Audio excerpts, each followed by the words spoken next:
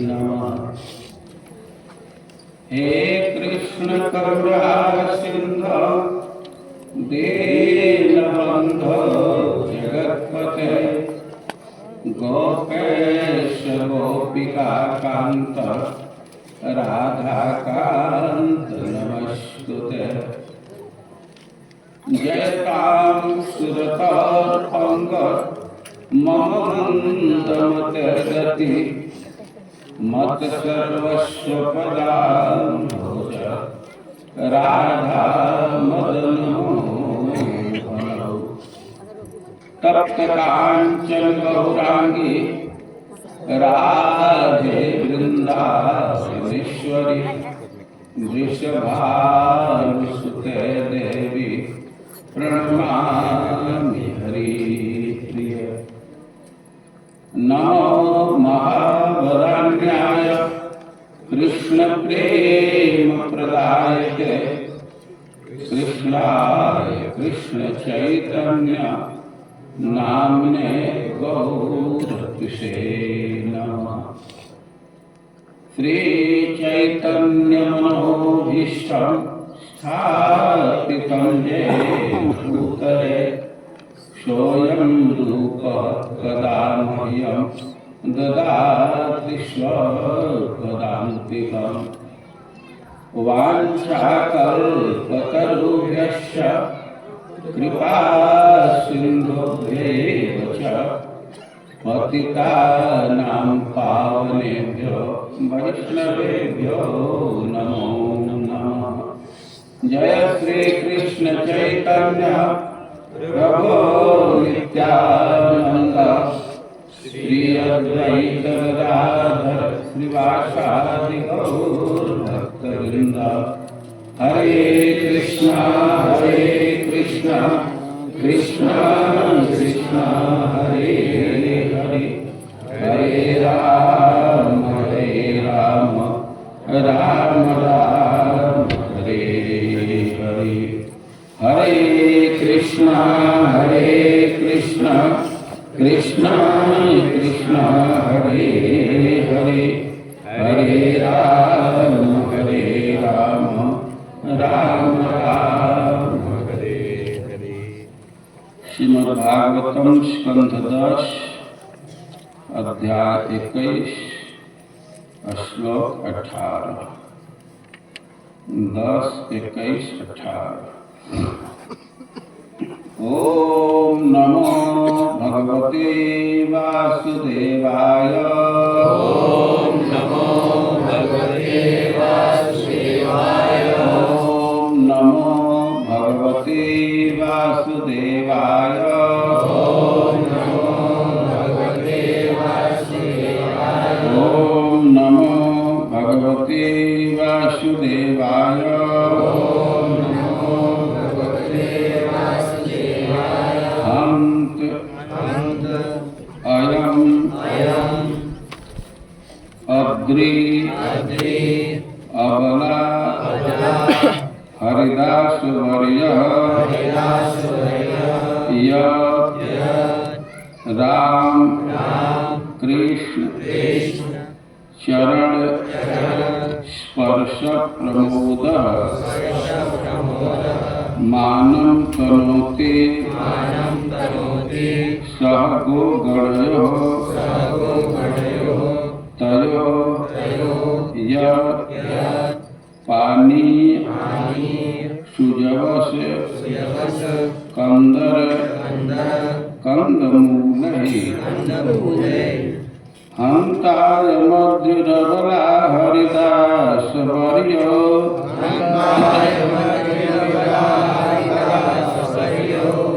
हंताय मध्युरबला हरिदास वर्यो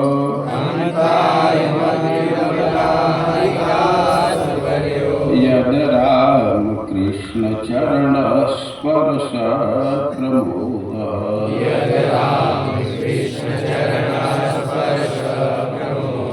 मानं तनोति सह गणयोस्तयोर्य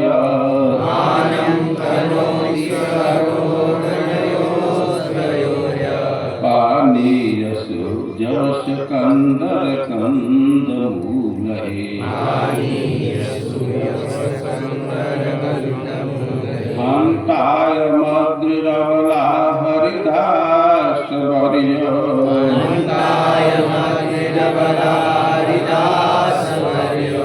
यद राम कृष्ण चरण स्पर्श प्रमोद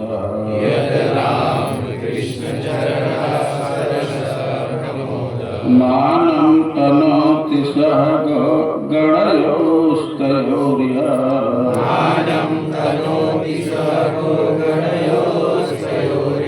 पानीयसु जवस कंदर कंद मूलहे हंताय मधुरबला हरिदास वर्य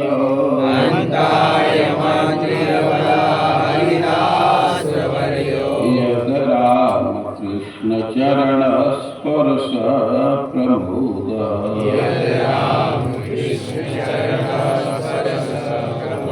मानं तनोति सह गणयोर्यतयोर्य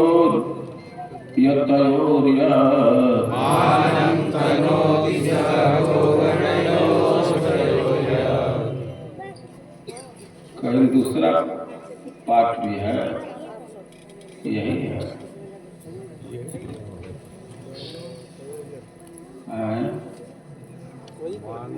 वयस्य भी पाठ है।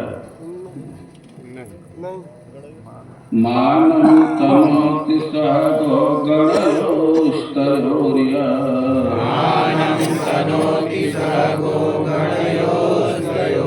पानीयसु जवस कंदर कंद मूलहे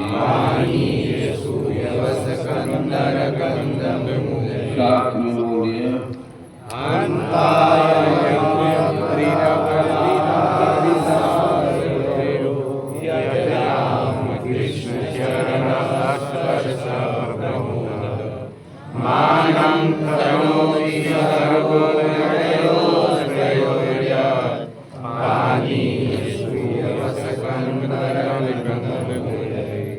फिर से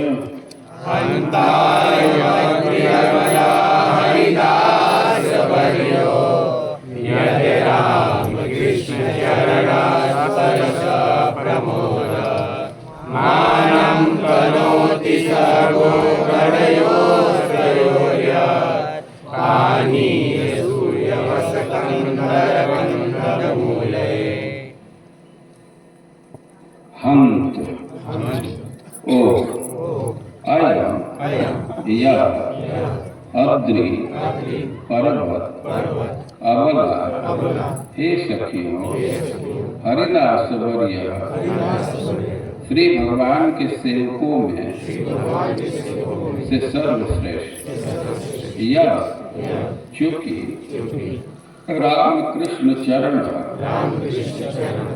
भगवान श्री कृष्ण तथा बलराम के चरण कमलों के स्पर्श से प्रमोद हर्षित मानव आदर तनोति प्रदान करता है।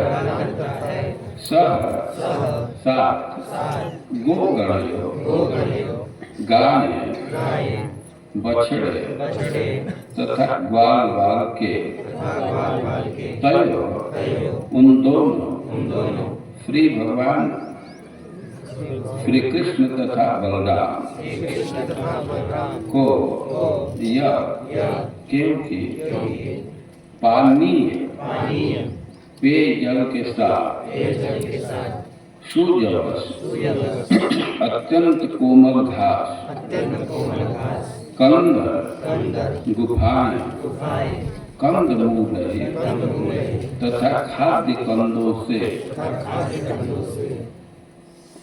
अनुवाद यह गोवर्धन पर्वत समस्त भक्तों में सर्वश्रेष्ठ है। हे सखियों, यह पर्वत भगवान श्री कृष्ण तथा बलराम के साथ ही साथ उनकी गाय बछड़ों तथा ग्वाल वालों की सभी प्रकार की आवश्यकताओं पीने का पानी, अति कोमल घास, गुफाएं, फल फूल तथा तरकारियों की पूर्ति करता है। इस प्रकार यह पर्वत श्री भगवान का आदर करता है। भगवान श्री कृष्ण तथा बलराम के चरण कमलों का स्पर्श पाकर गोवर्धन पर्वत अत्यंत हर्षित प्रतीत होता है। तात्पर्य: उपर्युक्त उद्धरण श्रील प्रभुपाद कृत चैतन्य चरितामृत मध्य 1834 से लिया गया। श्री विश्वनाथ चक्रवर्ती ठाकुर ने गोवर्धन पर्वत के ऐश्वर्य की विवेचना इस प्रकार की। पानी गोवर्धन पर्वत के झरनों से प्राप्त सुगंधित शीतल जल का द्योतक, जिसे भगवान श्री कृष्ण तथा बलराम पिया करते हैं और जिससे अपने पांव और मुखमंडल धोया करते हैं। गोवर्धन पर्वत सह आम का रस तथा तीनों रस जैसे अन्य पेय भी प्रदान करता है। सूर्यवश दुर्वा अर्थात दूध घास को बतलाते हैं, जिससे अर्घ की धार्मिक भेंट दी जाती है। गोवर्धन पर्वत में ऐसे घास भी होते हैं जो सुगंधित, कोमल तथा गायों की वृद्धि एवं उनमें दूध बढ़ाने हेतु लाभप्रद है। इस तरह यह घास आध्यात्मिक पशुओं को खिलाने के काम आती है। कंदर गुफाओं का सूचक है, जहाँ भगवान श्री कृष्ण बलराम तथा उनके संगी खेलते हैं, बैठते हैं और लेटते हैं। ये गुफाएं तब आनंद देती है जब या तो बहुत गर्मी हो या बहुत सर्दी हो या फिर वर्षा हो रही हो। गोवर्धन पर्वत में खाने के कोमल कंद, शरीर से जाने के रत्न, बैठने के लिए समतल स्थान तथा चिकने पत्थर, चमकीले जल और अन्य प्राकृतिक वस्तुओं के रूप में दर्पण तथा दीपक प्रदान करता है। जगत गुरु श्रील प्रभुपाद की जय।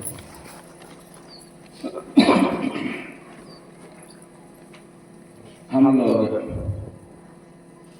गोपियों के उद्गार को सुन रहे हैं। गोपियां कृष्ण से दूर हैं, उन्हें कृष्ण से मिलने की अति प्रबल इच्छा है, लेकिन उनको ऐसा सुयोग नहीं मिल रहा। और जो दूसरे प्राणी हैं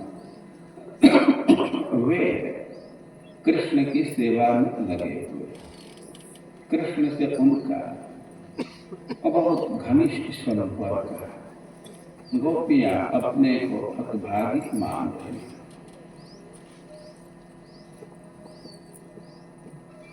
बहुत निराशा की स्थिति है। अब उनके मन में विचार आता है, वे मनोरथ पूर्ण होता है महापुरुष के आश्रय से। महत्व के आश्रय के बिना तो मनोरथ पूर्ण नहीं होगा। कोई भक्त के आश्रय से मनोरथ पूर्ण हो सकता है। तो विचार कर रही है कि जो पर्वत है गोवर्धन जी है, ये तो भक्तों में श्रेष्ठ है, महत्पुरुष में श्रेष्ठ है, और उन्हीं का आश्रय लेते हुए उनकी महिमा का गान कर रही है।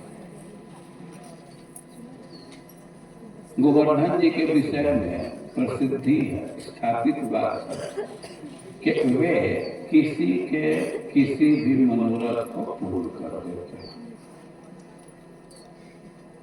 गोवर्धन पूजा के लिए भिन्न भिन्न प्रकार की चेतना वाले लोग आते हैं।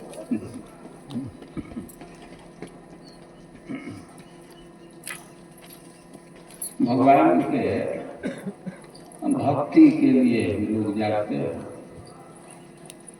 तो बहुत लोग संतान की प्राप्ति के लिए, विवाह के लिए, विदेश जाने का वीसा मिल जाए इसके लिए नाना तरह के कामना से जाते हैं और गिरिराज जी सबके मनोरथ को पूरे करते हैं। गोपियां विचार कर रहे हैं कि बिना महत आश्रय के हमारा मनोरथ नहीं पूरी हो। महत पुरुष का आश्रय लेना है तो गिरिराज जी सबसे श्रेष्ठ लगते हैं। गिरिराज जी की महिमा की गान कर रहे हैं कि अयम दिखा करके गिरिराज जी को कह रहे कि हरिदास हरिदासों में तो श्रेष्ठ ये गिरिराज जी अब दिखा रही है, अंगुली से दिखा रही है, तो इससे पता चलता है कि गोपियां उस समय गिरिराज जी के नजदीक ही है, तभी तो ऐसे अयम दिखा करके बोल रहे हैं। या एक सिद्धांत के अनुसार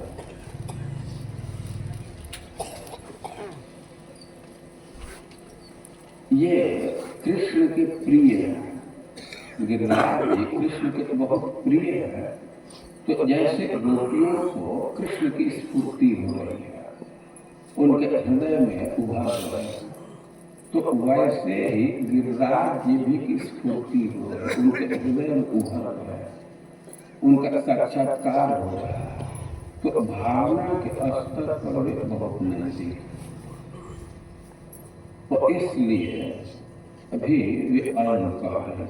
भले ही हो सकता है कि दूर हो, लेकिन भावनात्मक स्तर पर गिरिराज बहुत नजदीक स्फुरित हो रहे हैं। और दूसरी बात है कि गिरिराज जी बहुत श्रेष्ठ है और इसलिए उनका स्पष्ट नाम नहीं दे रहे, दिखा कर कि संकेत कर रहे हैं और कह रहे कि हरिदास भगवान के जो सेवक हैं उनमें श्रेष्ठ है। हरिदास, हरि का अर्थ होता है जो पाप, ताप और चित्त का हरण करे। चैतन्य महाप्रभु आत्माराम श्लोक की व्याख्या करते समय बोले हैं कि हरि अनंत अर्थ दुई मुख्यतः। हरि तो बंदर को भी कहते हैं, इंद्र को कहते हैं, शिव को कहते हैं, भगवान को कहते हैं, बहुत बहुत अर्थ होता है। हरि अनंत अर्थ दुई मुख्यतः, दो सबसे मुख्य अर्थ है। क्या अर्थ है? सर्व अमंगल हरे, प्रेम दिया हरे मौन। सर्व अमंगल हरे, जो सब व्यक्ति का अमंगल दूर करते हैं या सब प्रकार के अमंगल को दूर करते हैं और अपना प्रेम प्रदान करके मन का हरण करते हैं। और इसी बात को यहाँ दर्शाया गया कि पापम दुखम चित्त यथा यथा हरति इति हरि। जो पाप हरण करे, दुख हरण करे और चित्त हरण करे यथा यथा। अब सबका कोई हरण नहीं होगा। जो पापी है, जिसका पाप का स्टॉक, उसके पाप का हरण कर लेते हैं। जो दुखी है तो उसके दुख का हरण करते हैं, और जो भगवान का प्रेमी है उसके चित्त का हरण करते हैं। तो ये जो हरि का गुण है तो हरिदास में भी होता है। ये भगवान के जो सेवक हैं तो उनमें भी यह गुण उभरेगा। अब हरिदास तो अनंत हो सकते हैं, लेकिन श्रीमद् भागवतम में 3 व्यक्ति के लिए हरिदास शब्द का प्रयोग किया। महाराज युधिष्ठिर के लिए, उद्धव जी के लिए, गोवर्धन जी के लिए। ये 3 हरिदास हैं लेकिन तीनों में सबसे ऊपर का स्थान गोवर्धन हरिदास गोवर्धन। वे हरिदास हैं, वे भी बहुत श्रेष्ठ हैं, लेकिन गोपियां कह रही हैं कि ये हरिदासों में सर्वश्रेष्ठ है। और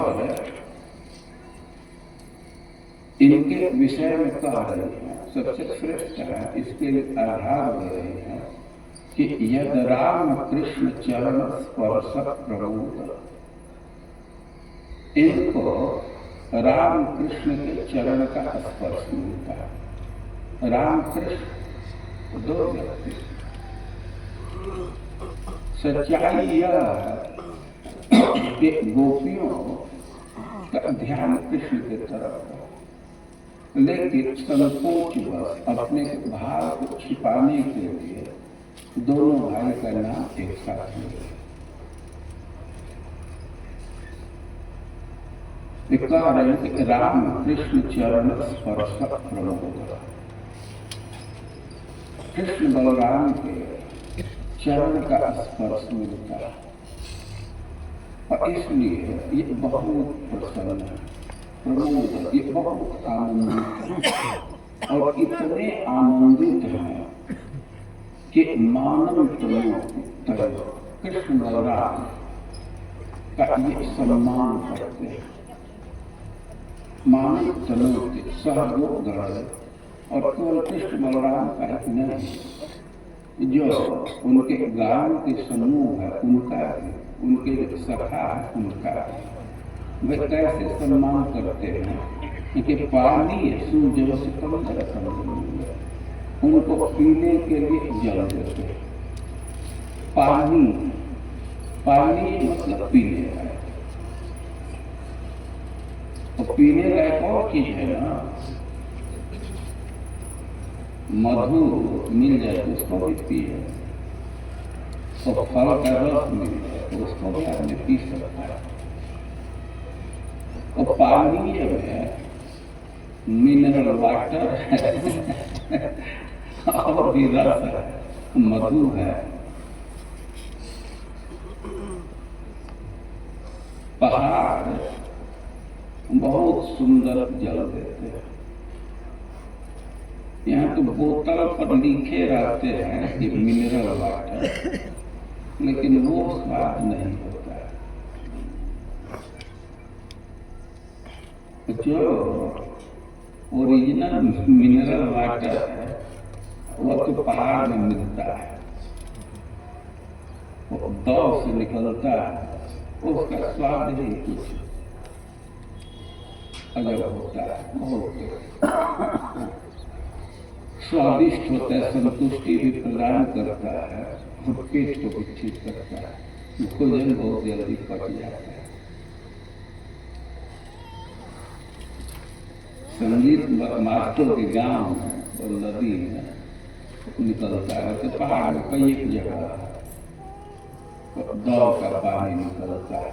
पानी यह झरना से पानी निकलता रहता है। पानी ये प्रदान करते हैं सुजवस। सुजवस का अर्थ है सुंदर गौ। ये जवस को ही हम लोगों के यहाँ गौ कहते हैं।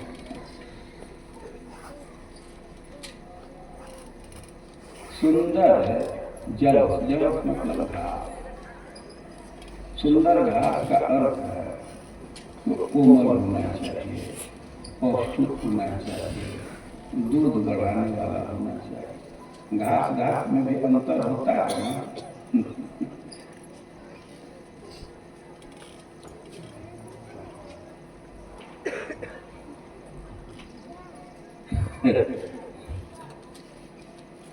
खसा क्या करते घास होता था, तो धान के टाइम में बहुत पशु बढ़िया से खाते रहे,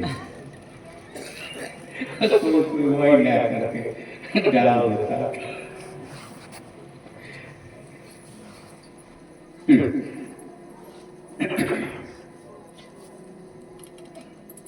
दूध कोमल कोमल हो तो उसको बहुत अच्छा माना जाता है, वो पौष्टिक है।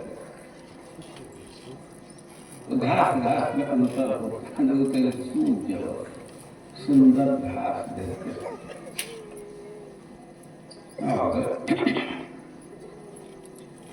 कंदर कंद मूल पर्वत गिरिराज कंदरा प्रदान करते हैं।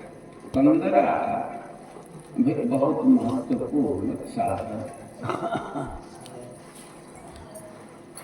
कंदरा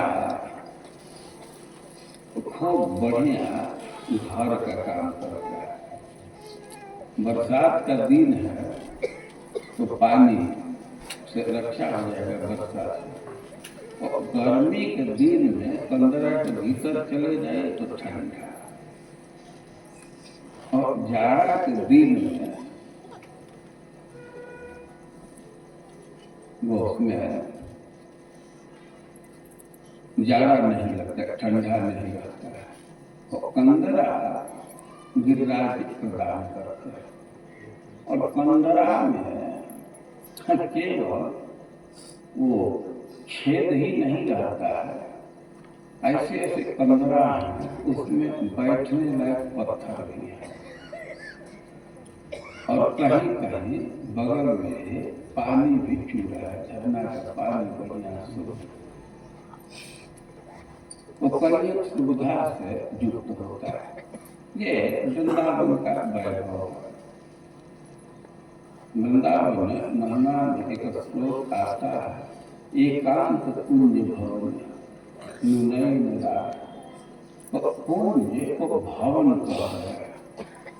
तो पुण्य का मतलब है कि जहाँ लताओं का ही दीवार हो और लताओं का ही छत, यही पुण्य है ना। कुछ वृक्ष है और लताओं के सहारे दीवार जैसा खड़ा हो जाता है और वही छत बन जाता है। तो निकुंज को भवन कहा है। भवन कहने का अर्थ है कि ऐसे तो लता का छत, लता का दीवार है, लेकिन वहाँ सुविधा बहुत होती है।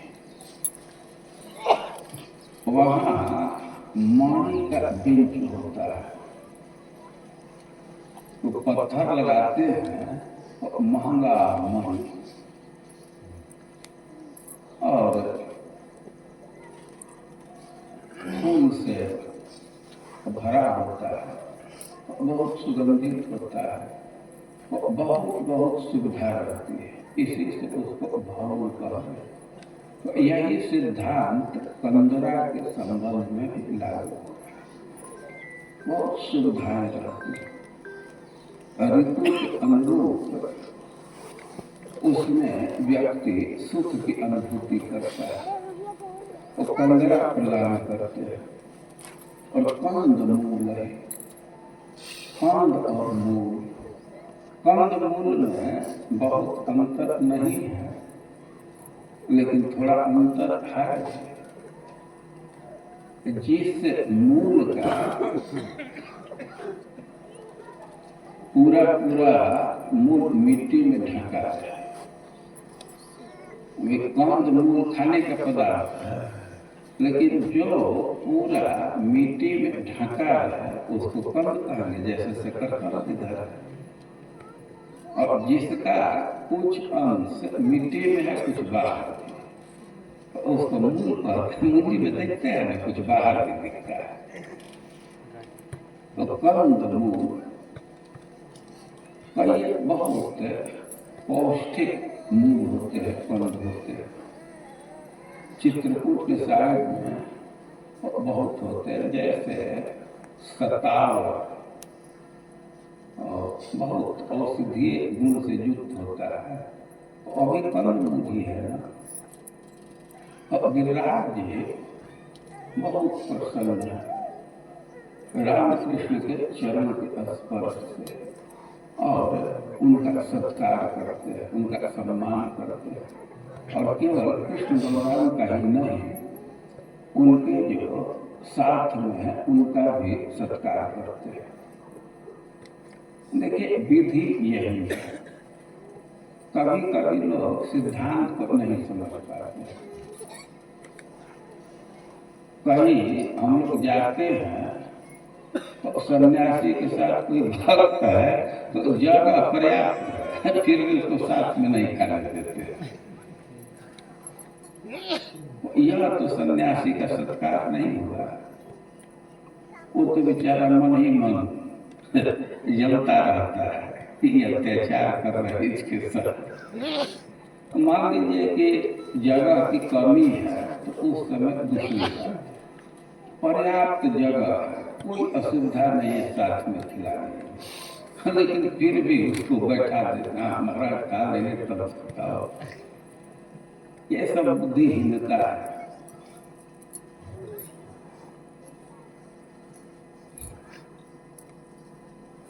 जो साथ में है तो उसको खिलाएंगे तभी ना कोई खा पाएगा।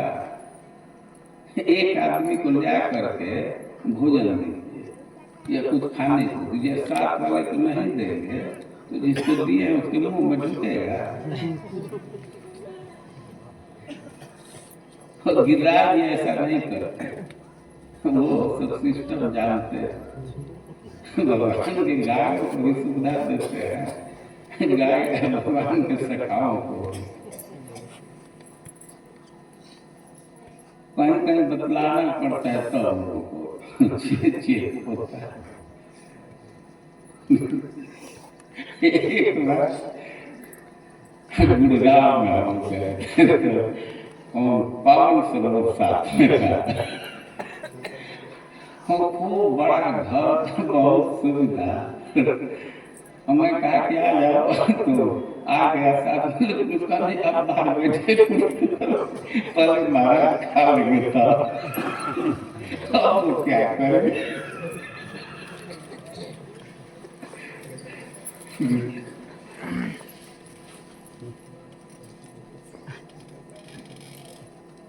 तो गिरिराज जी के विषय में कह रहे कि सह गो गण गाय और गौड़ के साथ सुविधा प्रदान करते। गोपियां कह रही कि गिरिराज को सेवा का अवसर मिला, वे धन्य है। अच्छा, गिरिराज जी के वे महिमा गा रहे, लेकिन इसमें जो शब्द है यद राम कृष्ण चरण स्पर्श प्रबोध, इसमें गिनती कीजिए कि कितना शब्द है। राम कृष्ण चरण स्पर्श प्रबोध, कितना शब्द है? 5। ये 5 है। राम कृष्ण चरण,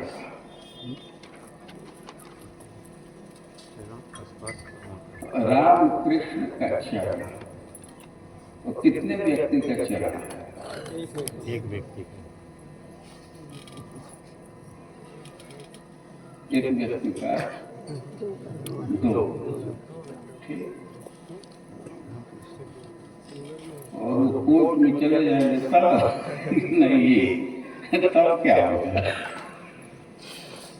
राम कृष्ण चरण स्पर्श प्रबोध, कृष्ण और बलराम के चरण के स्पर्श से गिरिराज जी को प्रकृष्ट मूड बहुत आनंदित है। अब इतना आनंदित है कि उनको रोमांच हो रहा है। उसमें जो घास उग रहे हैं तो गोपियों की यही भावना हो रही है कि इतना उनको आनंद है, उनका पुलक रुमावली खड़ा हो गया। अब वृक्षों से, पर्वत से, वृक्ष से आंसू झर रहे हैं, पर्वत से झरना निकल रहा है। तो गोपियों की भावना है कि गिरिराज के आनंद से अश्रु विसर्जित कर रहे हैं। तो कृष्ण बलराम के चरण के स्पर्श से बहुत आनंदित। लेकिन अब राम कृष्ण चरण, राम कृष्ण को एक साथ कर देंगे तब क्या होगा? 1 यूनिट बना देंगे। राम कृष्ण तो जो रमणीय कृष्ण,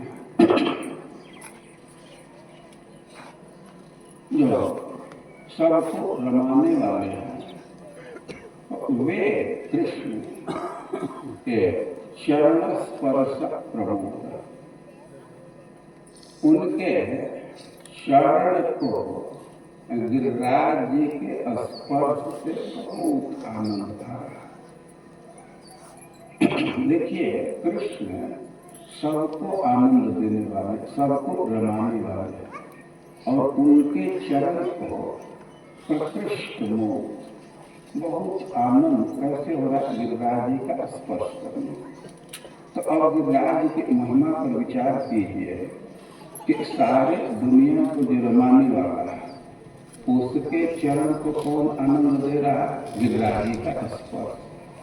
अरे पत्थर के स्पर्श से आनंद कैसे आता है?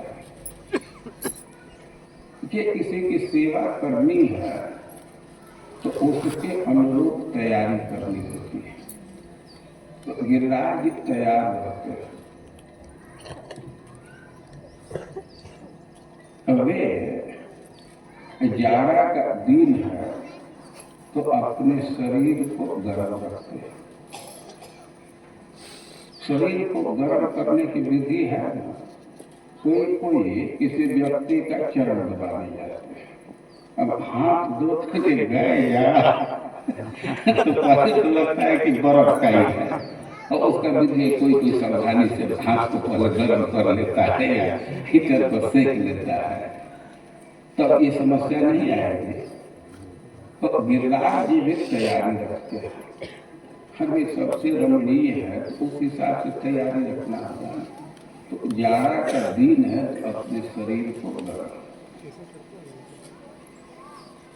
अब जाड़ा के दिन में गर्म पत्थर पर खड़ा होने को मिले तो स्वाभाविक वो पैर को आनंद रहेगा।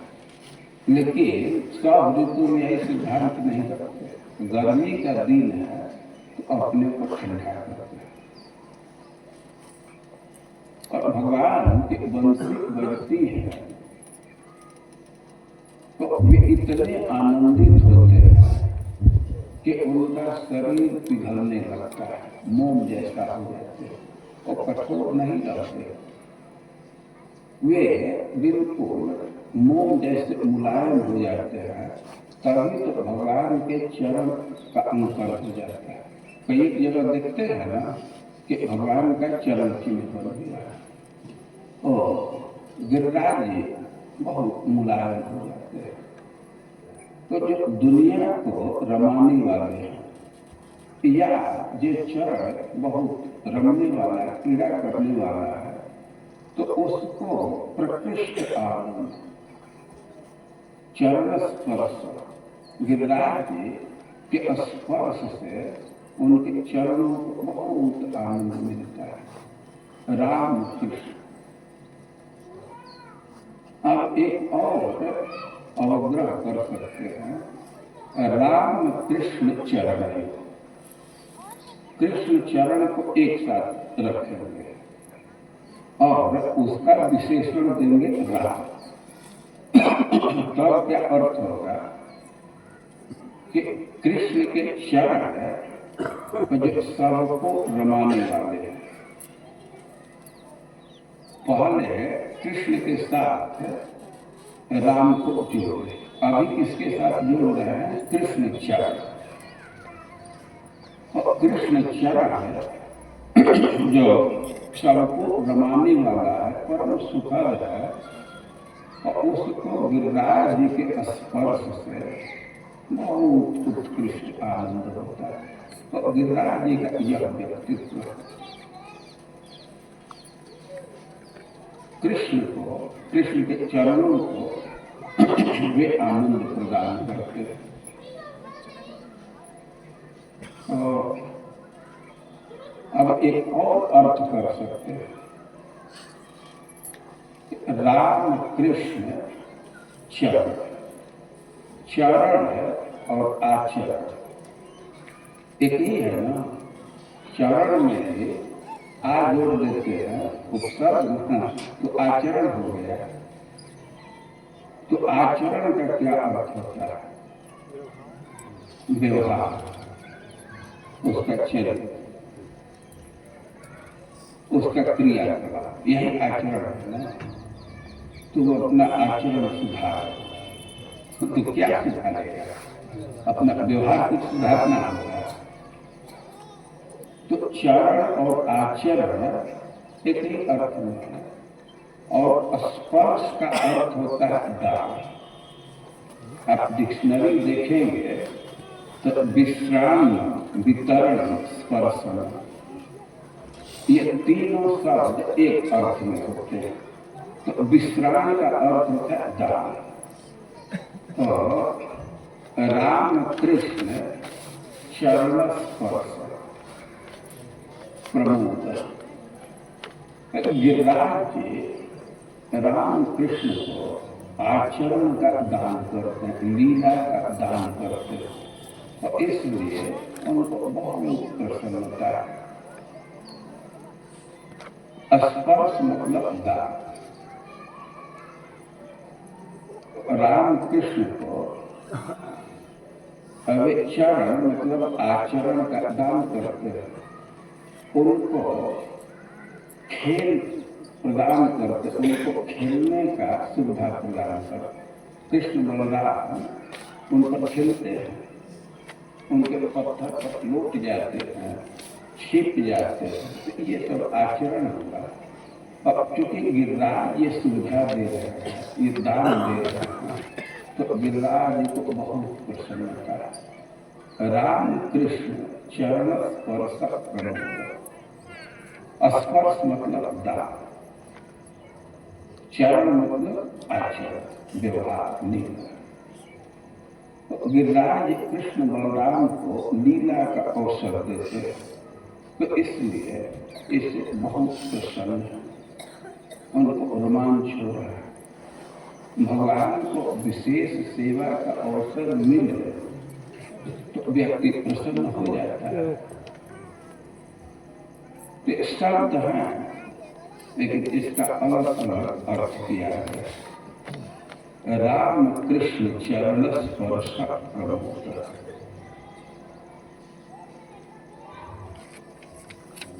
और कृष्ण बलराम के चरण के स्पर्श से गिरिराज जी को आनंद है, या गिरिराज जी के स्पर्श से राम कृष्ण के चरण को आनंद है।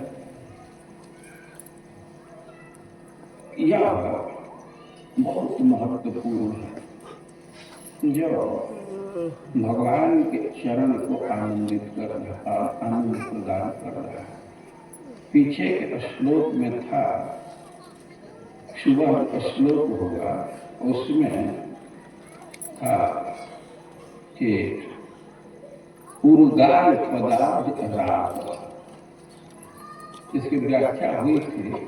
राग मतलब अनुराग, और राग मतलब रंजन।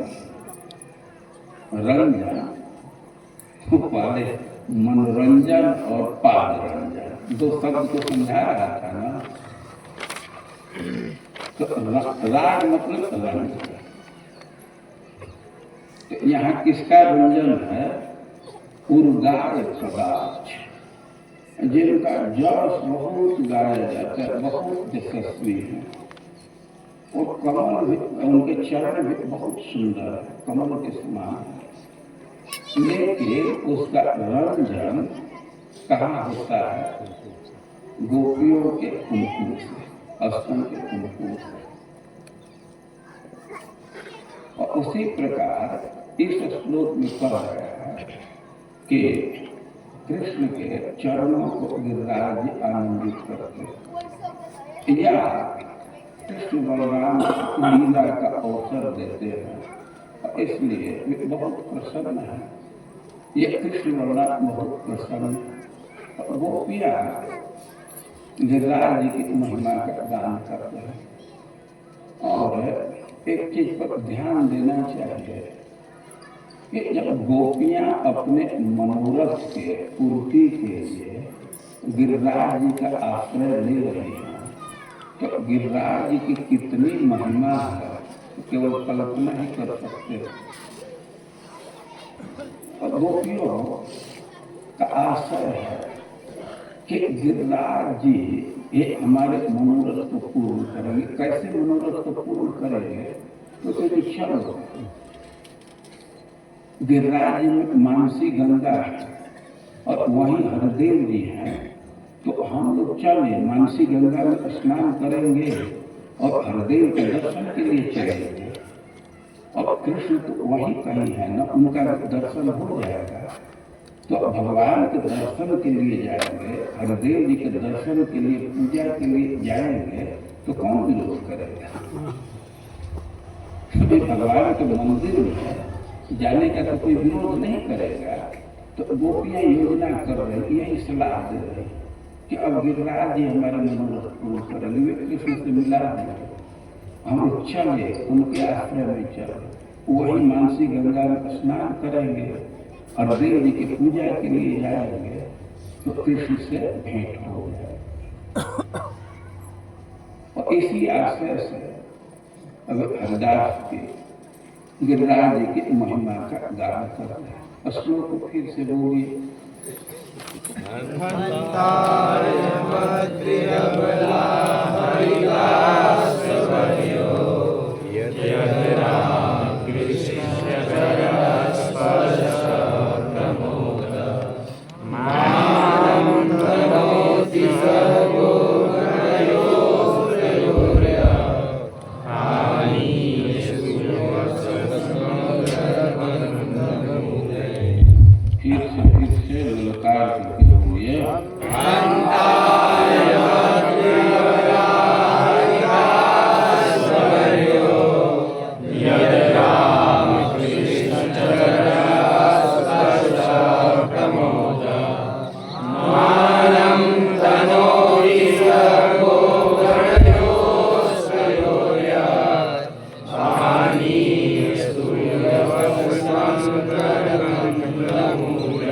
गौरी के लिए एक मेढ़ी की जरूरत पड़ती है।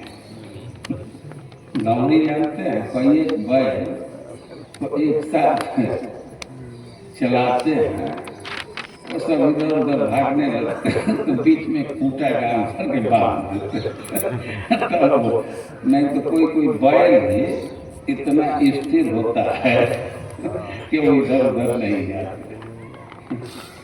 एक व्यक्ति माइक में थोड़ा बोलता है तो सब बंद करके वहीं जाते हैं। फिर से एक बार बोलिए।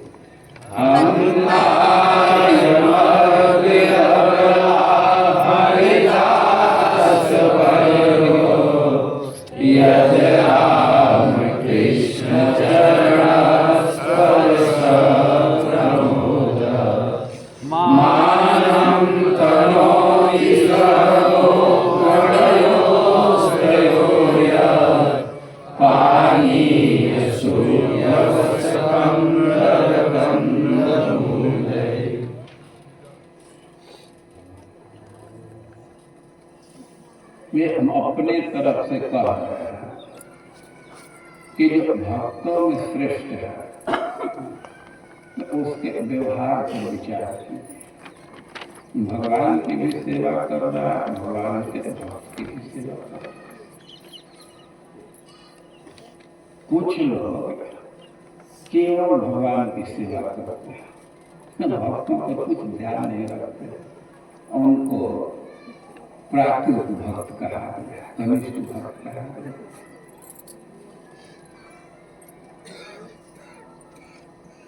और जो भगवान को भी भगत को भी वे श्रेष्ठ भक्त है। और भक्तों के चरित्र में हम देखते हैं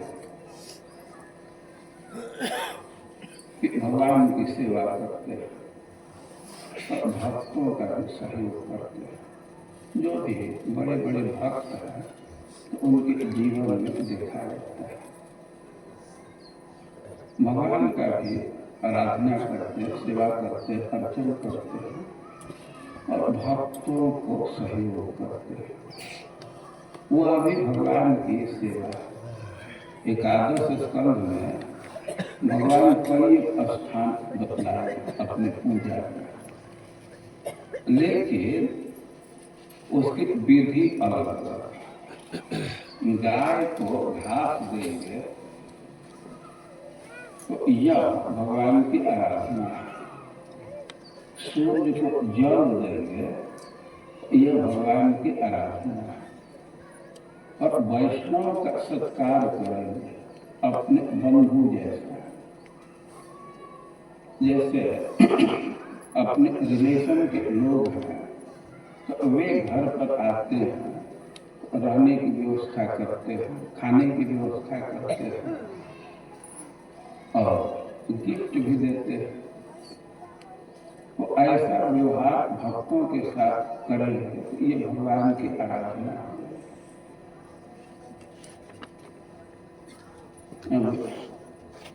हम नाम नहीं लेना चाहते हैं, बात को कहना चाहते हैं।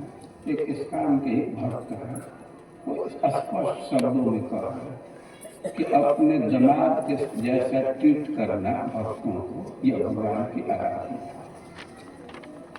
तो जमाई याद है खूब अच्छा से सत्कार करते हैं ना, तो वैसे भक्तों का सत्कार करने का आदर्श है, भक्तों का सहयोग करना चाहिए।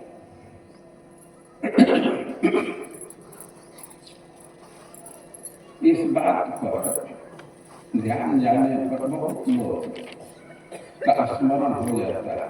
बहुत सारे भक्त हैं ऐसे, लेकिन अपने इस्कान में परम पूज्य गोपाल कृष्ण महाराज का व्यवहार ऐसा ही था। बड़े अनुराग के साथ ठाकुर जी की सेवा करते थे। मंदिर में तो आप लोग देखते ही थे कि कितना लेट आते हैं, अर्चना करते हैं। अपने रूम में भी खूब अनुराग के साथ बड़े देर तक शालिग्राम जी की सेवा करते रहते हैं। और भक्तों का सहयोग, दिल्ली मंदिर में जाने पर रहने खाने की व्यवस्था बहुत उदारता पूर्वक देते थे, क्योंकि महाराज का निर्देश है। भक्त लोग कई जगह उनके लिए रूम बनाया।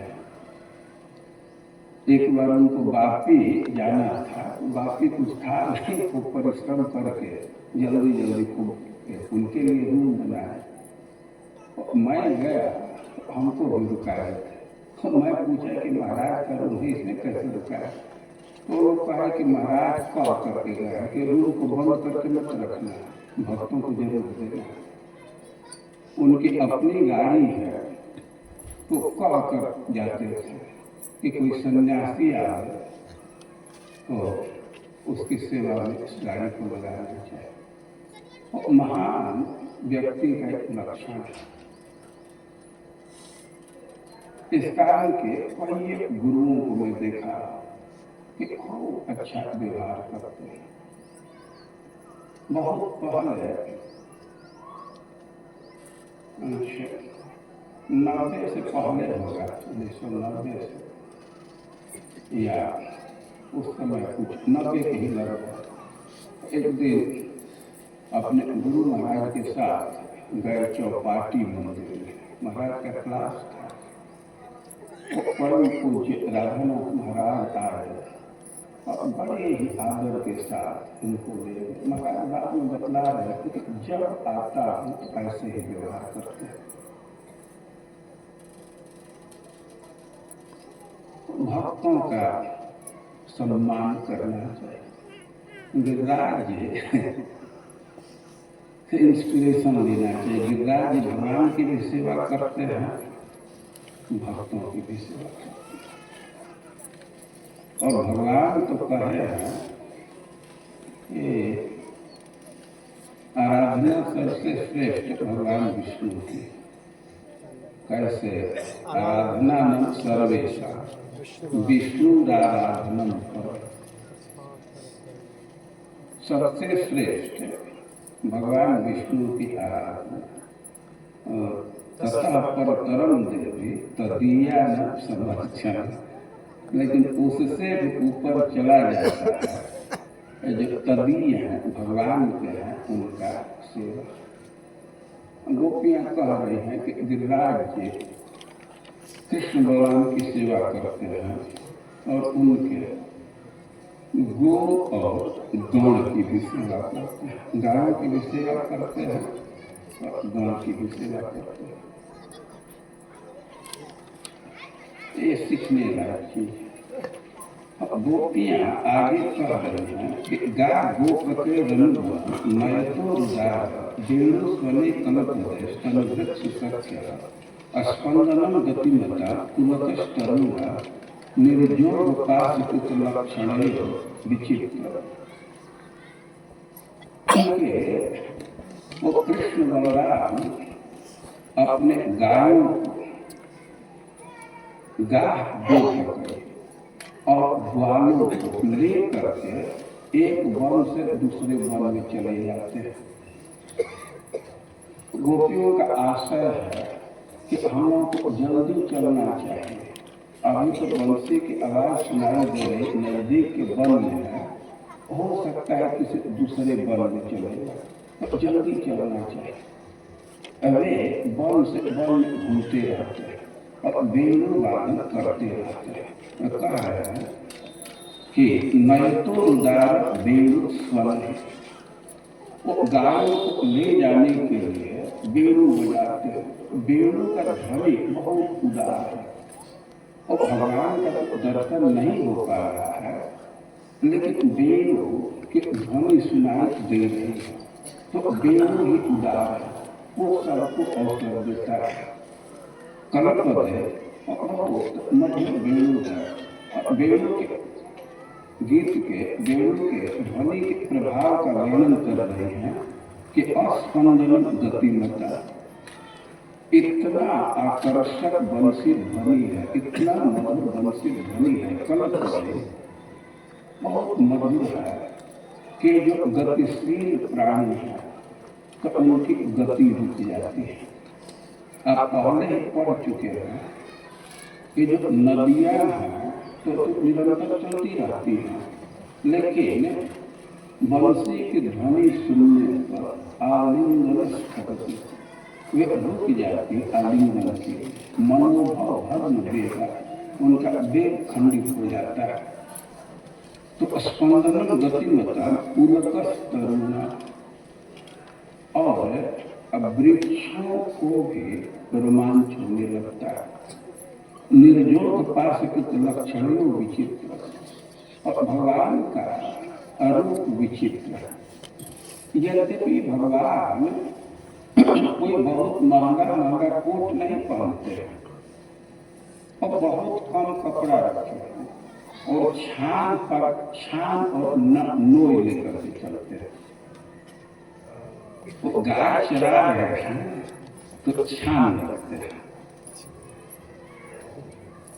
छान क्या होता है सिद्धि विनायक को पता है नहीं, दुबौली हम दिखा रहे थे ना, जो पशु का पैर बांधा जाता है, खास करके दो पशु को एक साथ बांध देते हैं, इसको छान कहते हैं। यहाँ के लोग एकदम जानते हैं, जानवीर जी पहले बहुत छाने हैं गाय, हम लोग भी छाने हैं खेत में ले जाकर। और निर्जोग, निर्जोग मतलब नो, एक रस्सी रखते हैं, जो गाय लात मारती है तो धोने के लिए उसको लात को बांध देते हैं, लेकिन ब्रह्म में ऐसी समस्या नहीं थी, उसके लिए उसकी जरूरत नहीं पड़ती थी। लेकिन चरवाहे हैं तो अपना साधन तो रखते हैं, और कभी कभी बछड़ों को हटाने के लिए उसकी जरूरत पड़ती है, तो गाय की लात को बांधते हैं। अकेले गाय धोना है तो बछड़े को थोड़ा दूर रखना होगा ना, बछड़े के गले को गाय के पैर में ही बांध देते हैं उस रस्सी से। तो भगवान ने दो चित्र रखे हैं। कभी कभी आप लोग चित्र देखे होंगे कि ऐसे इसमें बांधे चरवाहे लोग, ये पगड़ी जैसा ही सर में उसको बांध देते हैं, सुविधा।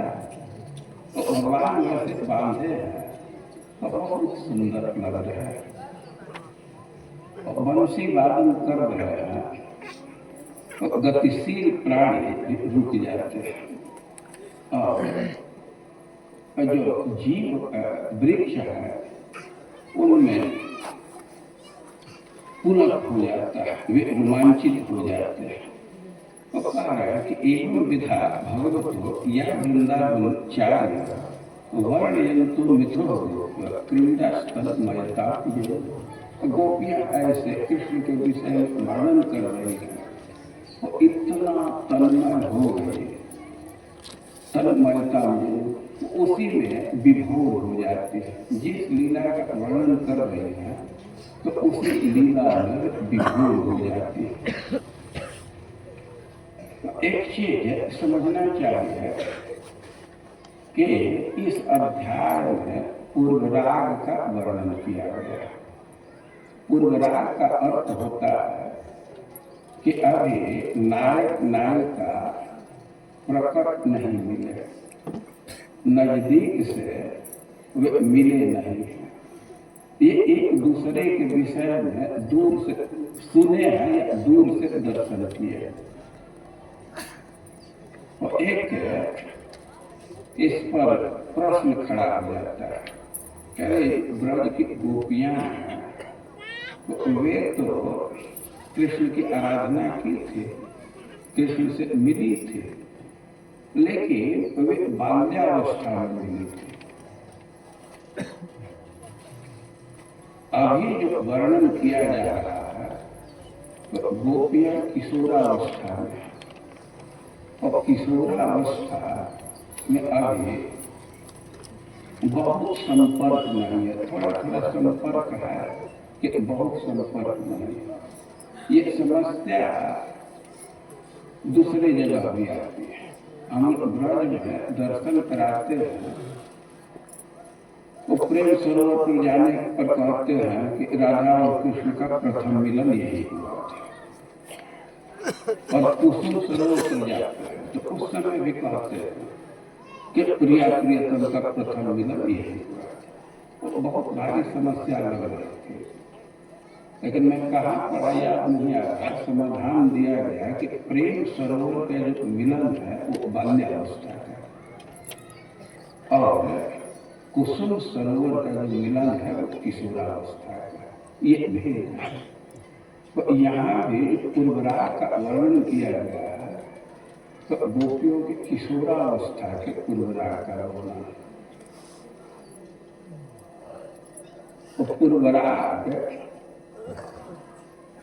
का आस्वादन चैतन्य महाप्रभु को बहुत के पूर्वराग भी विरह की स्थिति मानी जाती है। जो भक्ति का रस है और उसको दो भाग करते हैं, संयोग रस और वियोग रस। वियोग का भी चार भाग करते हैं,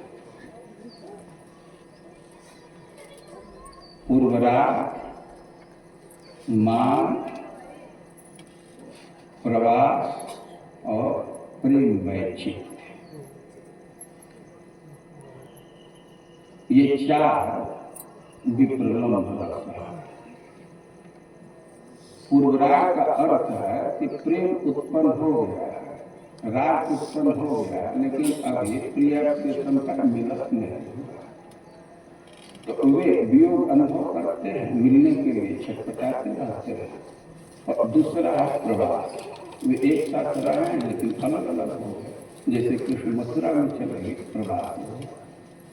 और एक है मान। मान में तो नायक नायिका एक साथ है, लेकिन ये प्रेम का अभीष्ट होता है, एक दूसरे का स्पर्श करना, बात करना, इसी के लिए कोई प्रेम करता है, वह रुक जाता है। कोई ऐसा भाव हृदय में जम जाता है तो उसको रोक देता है। तो साथ रहते हुए भी एक तरह से अलग हो जाते हैं। तो मान को वियोग रस में रखा गया। और एक है प्रेम वैचित्य। प्रेम वैचित्य में नायक नायिका एक साथ है, लेकिन अनुसंधान नहीं रहता, पता नहीं चलता है कि अब एक साथ। जैसे प्रेम सरोवर पर आप लीला सुनते हैं कि राधा रानी कृष्ण के जान पर अपना सर रख करके लेटी थी। एक भौरा में बहुत भौरे मंडरा रहता है राधा रानी के मुख पर, क्योंकि राधा रानी के मुख में कमल का गंध निकलता है। तो भगवान अपने पीताम्बर से उनको हटा रहे तो एक भौरा बार बार घूम करके आ जाता है। और उसको कृष्ण अपने सखा से कहा कि इसको दूर भगा दो। तो दूर भगा दिए, आकर के कृष्ण को रिपोर्ट किए कि मधुसूदन को दूर भगा दिए, दूर चला गया। अब राधा रानी इस बात को सुनी तो बड़ा विकल हो गए कि मधुसूदन दूर चले गए। और उनकी यही भावना हुई कि कृष्ण दूर चले गए, जबकि कृष्ण के ज्ञान पर लेती हुई और बहुत रोने लगी। अब इतना रोने लगे कि राधा रानी के रुलाई को देख करके कृष्ण भी रोने लगे। कभी कभी ऐसा होता है, कोई बहन ससुराल में गए, उसका विवाह हुआ, गौना हुआ, और छोटा छोटा भाई जाता है, हम उनको बहुत चीज पता नहीं रहता। हम अपने बहन को रोते हुए देखते हैं तो उसी से रोते हैं। तो राधा रानी इतना रो रही थी कि कृष्ण भी रोने लगे। यह जो 21वां अध्याय है, उर्वराग इसमें दिखाया गया है। गोपियां कृष्ण से मिलने के लिए विकल, और उसी विकलता में कृष्ण के विषय में गान कर रहे हैं। इसकी व्याख्या की गई है, लेकिन हमको समय नहीं मिला और जर्नी में होने से ग्रंथ भी नहीं मिला। हम तो ग्रंथ केवल जो अष्टाचार्यों की टीका है उसी को कैरी करते हैं, बहुत चीज हमारे पास नहीं है। हम तो बहुत पढ़ नहीं पाए। राम श्याम पटना का इतना आग्रह था, इतना फेंक रहे थे, क्या अरे तो चलिए उसी को जैसे तैसे करेंगे। 2 श्लोक प्रयागराज में पढ़े थे, वो पूर्णा पुलिंद दुर्गा, इसको पढ़ा था, नदियों के ये 2 पढ़ा था। और ये तो बहुत पहले से कुछ जानकारी है इस श्लोक में, और ऐसे थोड़ा थोड़ा पढ़ करते हैं। तो केवल श्लोकों का मैं अनुवाद करता है।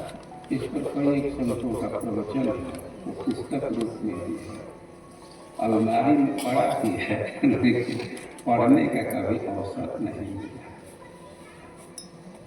और एक बार एक चास हो गया, झलका हो गया, फिर दोबारा इसको कभी किया जाएगा तो सुविधा हो जाएगा। आप लोगों को भी इतना से अपने से पढ़ने में बहुत सारी सुविधा हो जाएगी। इस बार यहाँ पूरा 7 दिन का सत्र हुआ, कभी ऐसा होता नहीं था। 2 चीज मन में आ रहा था कि इस बार कुकुड़ा का डिलीट मार दिया गया है, कुकुड़ा और यहाँ का मिल करके 9 दिन कम से कम हो जाता था। और दूसरी चीज है कि इस ग्रुप में, इस कथा में कुछ लोग आए हैं कि उनके लिए यात्रा के लिए शुभ मुहूर्त 2 दिन है, शनिवार और रविवार। हमने सोचा कि भाई चलो शुभ मुहूर्त में ही यात्रा, अशुभ मुहूर्त में ही पड़। हम लोग कल यहाँ से 7 बजे निकले।